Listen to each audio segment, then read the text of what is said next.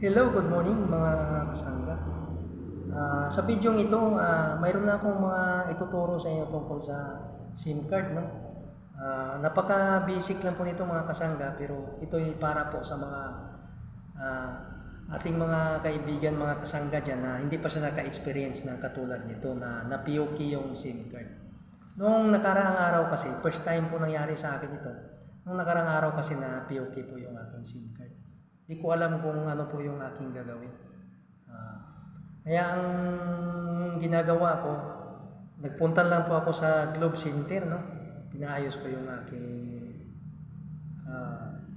na POK na SIM card. POK o ang ibig sabihin ni Personal Unlock Key. Ano? So, ang pinaka-importante pala mga kasangga, no?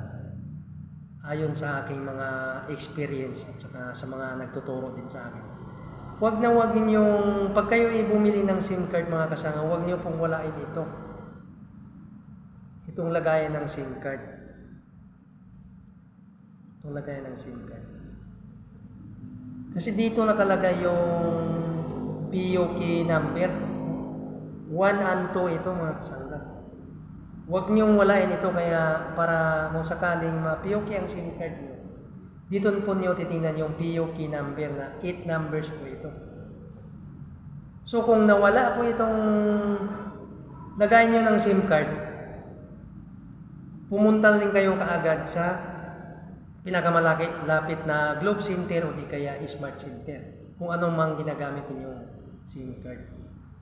Tsaka ayon sa aking experience mga kasangga, kailangan pala pag na-POK yung SIM card mo, 3 times mong pipindutin yung POK number. Kung hindi siya pa rin gagana, huwag niyong pinutin ng pinutin dahil may posibilidad mga kasangga na masira ang inyong SIM card. Kasi yun po ang nangyari sa akin nung inilagay ko yung pin ko, yung POK number ko na mali. Pinindot ko ng pinindot ng ilang beses. Hindi na po na gumagana yung aking SIM card pag testing namin doon sa Globe Center. Kaya kailangan pala pag na POK yung SIM card mo, hanapin mo kaagad ito kung ito'y natago mo pa. Kung wala na yung lagay ng SIM card, kasi nandito yung POK number na tinatawag na Personal Unlock Key. Pumunta na kayo agad sa Globe Center o di kaya sa Smart. Depende sa SIM card na ginagamit nyo. So yung mga kasangga, ulitin ko.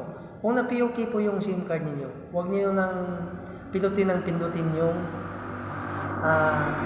POK number. Kung hindi niyo po alam, hindi niyo natatandaan.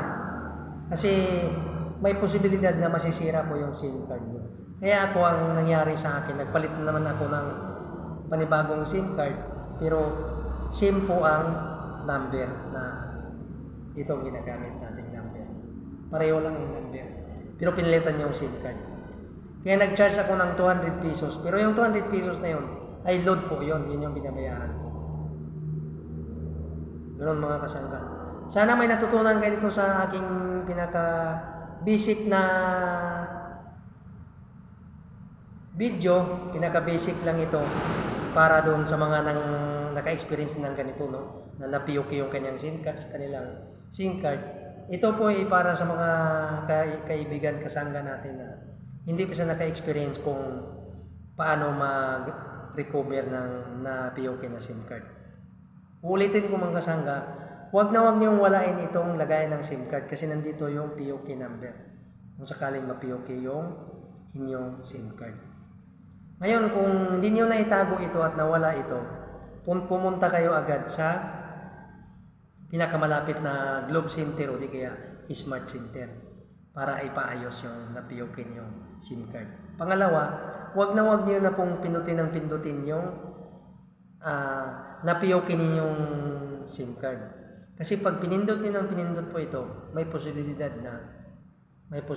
na masisira ang inyong SIM card kagaya yung nangyari sa akin. So mga kasangga, ganoon na lang po. Sana ay may natutunan kayo dito sa aking simpleng video, simpleng pagtuturo tungkol sa na POK na SIM card. Maraming salamat po mga kasangga.